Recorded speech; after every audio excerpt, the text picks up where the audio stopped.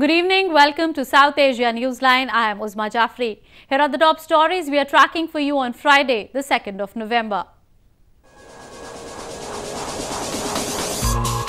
Improvised explosive device found in India's Jammu and Kashmir.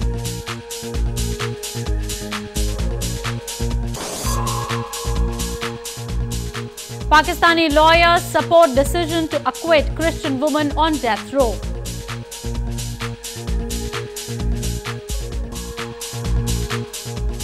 And former Maldives president returns from exile to a hero's welcome.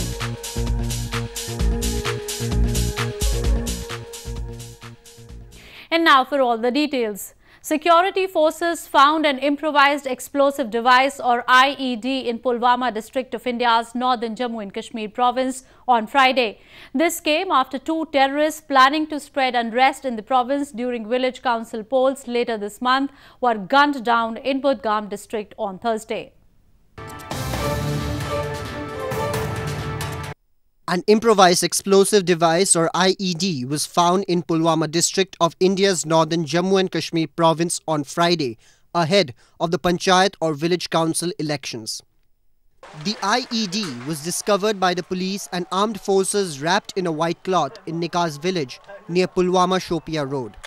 The area was immediately cordoned off and efforts were underway by a bomb disposal squad to defuse the bomb till the last reports came in.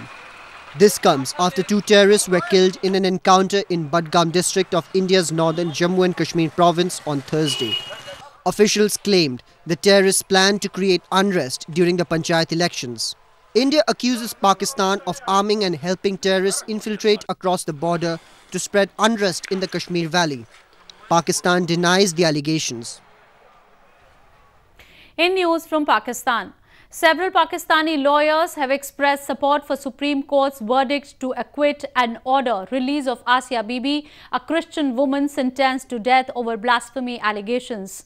Meanwhile, protesters opposing the decision continued to block roads in major cities despite a warning issued by the government.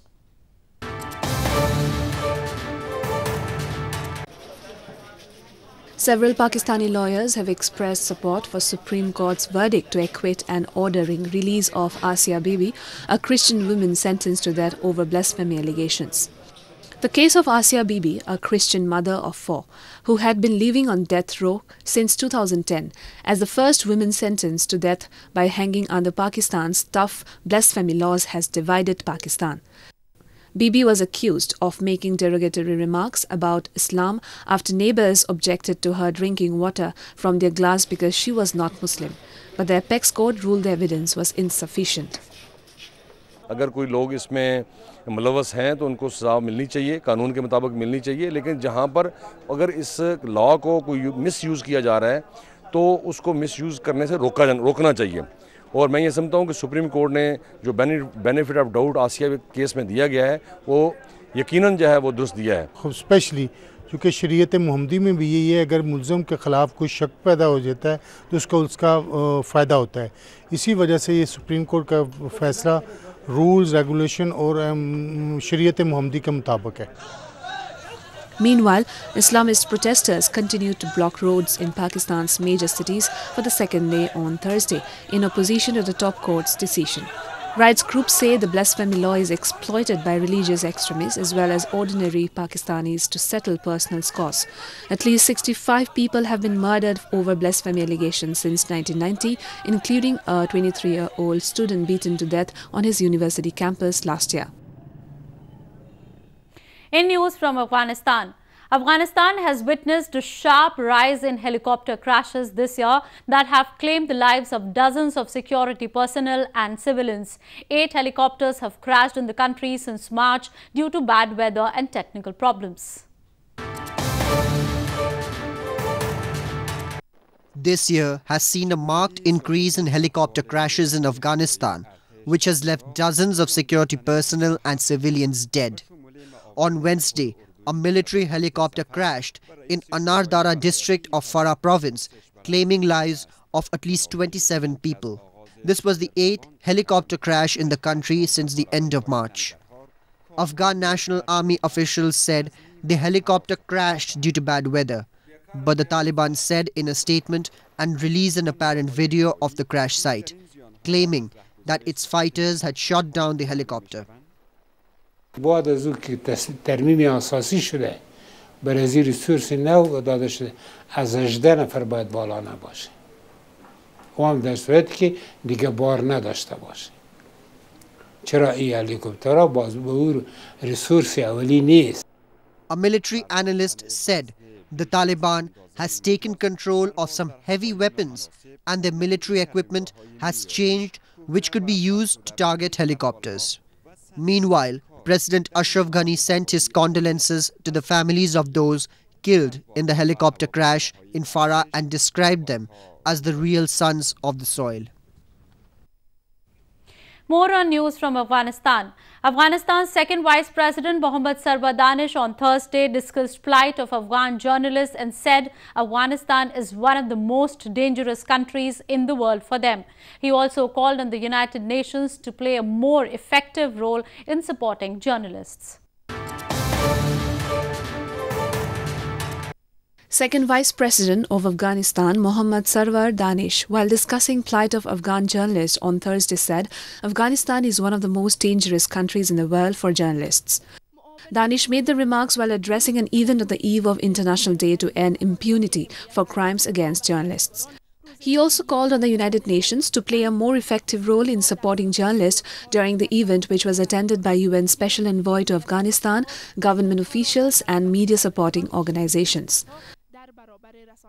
به باور ما اگر رسانه‌های آزاد، فعالیت آزادی خبرنگاران و آزادی گفتار و آزادی بیان را از نظام سیاسی فعلی افغانستان جدا کنیم، این حکومت فلسفه وجودی خود را از دست می‌دهد و در حقیقت دیگر تفاوتی بین این نظام و نظام‌های استبدادی گذشته افغانستان وجود نخواهد داشت. Unfortunately, every day متاسفانه خبرنگاران در افغانستان که می‌کوشند با انجام کارهای حرفه‌ایشان رویدادهای واقعی این کشور را به مردم افغانستان و مخاطبان جهانی برسانند، با تهدید، ارعاب و بدتر از اینها روبروستند. اندوهگینانه دیدیم که در چند سال اخیر خبرنگاران بسیاری در At least 14 journalists have been killed in Afghanistan this year, reports suggest. Media organizations expressed concern that if cases of violence against journalists do not stop, this could endanger the freedom of press in the country in the future. Moving on to news from Maldives.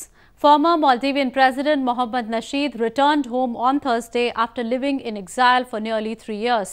Thousands of supporters clad in yellow, the color of the Nasheed-led opposition, lined streets in the capital city of Malé to greet him.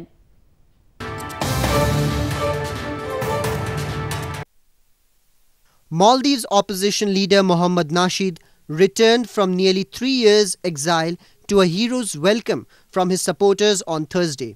The former president's return comes after the Maldives Supreme Court stayed his 13-year sentence on terrorism charges this week. He has said the charges were politically motivated. Nasheed said the new government, which his party backs, will work to pay off $3 billion of Chinese loans borrowed by the government of outgoing President Abdullah Yameen. Thousands of people clad in yellow, the color of Nasheed-led opposition, lined the streets in the capital to greet him. The Maldives under Yameen grew close to China to the alarm of traditional ally India, with China funding roads, bridges and an extension to the international airport as part of its Belt and Road Initiative of infrastructure projects in almost 70 countries. The opposition and some analysts say Chinese involvement could lead to the tiny island chain in the Indian Ocean sinking deep into debt. Tibetan spiritual leader Dalai Lama on Thursday began his discourse with Chinese scientists on the effects of quantum physics in India's hill town of Dharamshala. The 3-day event is aimed at understanding and associating modern science with Buddhist principles of quantum physics and will touch upon various topics including challenges and opportunities for a sustainable planet. Tibetan spiritual leader Dalai Lama began his 3-day discourse with Chinese scientists on the effects of quantum physics in North Indian hill town of Dharamshala on Thursday. The leader and the scientist will touch upon various topics, including challenges and opportunities for a sustainable planet and the entangled world, among others. The event is aimed at understanding and associating modern science with Buddhist principles of quantum physics. His Holiness the Dalai Lama has been carrying out these dialogues with quantum physicists for over 30 years. So this is just another such dialogue in this series. This is a bit unique in that the group of quantum physicists are from Greater China. This is the first time with Chinese scientists to talk about what is the Buddhist philosophy, what is Buddhist science and modern science. What is the difference between these two? Dalai Lama has been living in India since fleeing a failed uprising against the Chinese rule of his homeland in 1959. A government of exiled Tibetans and thousands of refugees are also based in Dharamshala. China denounces Dalai Lama as a separatist, but he says he is seeking autonomy for Tibet. A 96-year-old granny in India's southern Kerala province has become a source of inspiration for all after she secured 98% marks in Class 4th literacy examination held recently. She was felicitated by Kerala's Chief Minister for achieving the feat at this stage of her life.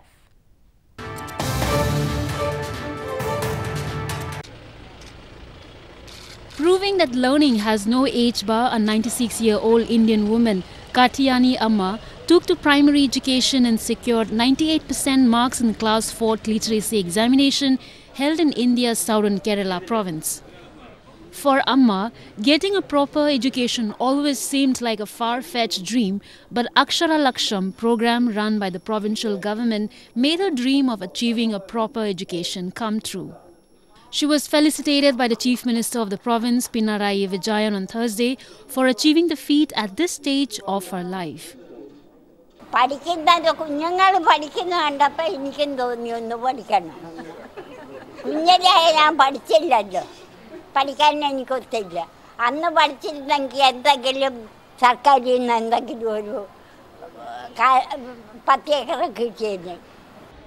Amma said she hopes to progress forward and successfully complete up to Class 10th. She topped the examinations by securing 28 marks out of 30 in mathematics, 30 on 30 in a reading test and 40 on 40 in Malayalam alphabet writing. Bollywood superstar Shahrukh Khan turned 53 on Friday. Scores of Khan's fans gathered outside his residence in India's western Mumbai city to wish their beloved superstar on his special day. Bollywood superstar Shahrukh Khan turned 53 on Friday, and his fans, like every year, thronged outside his residence in India's entertainment capital, Mumbai. Fondly known as the King of Romance, Khan too greeted the enthusiastic crowd by waving at them who gathered in the wee hours of the night and thanked them for their wishes. Shahrukh Khan has maintained an impeccable star power for over 2 decades in Bollywood now. The superstar is loved by millions all around the world. मैं आज तक मंदिर नहीं गया, लेकिन 1 तारीख की रात मेरी मन्नत के सामने ही कटती है. Also referred as a king of Bollywood, Khan is one of the leading stars of the Indian film industry. He started his acting career with the television show Fauji in 1989 and has won several awards in 25 years of his acting career.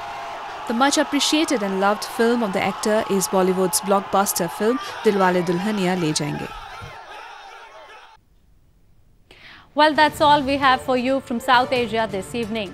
Now our viewers can watch the show on southasianewsline.com. You can also visit us on facebook.com/SAsiaNewsline and follow us on Twitter @SAsiaNewsline. That's all in tonight's edition. We will see you same time next week. Have a great weekend. Good night.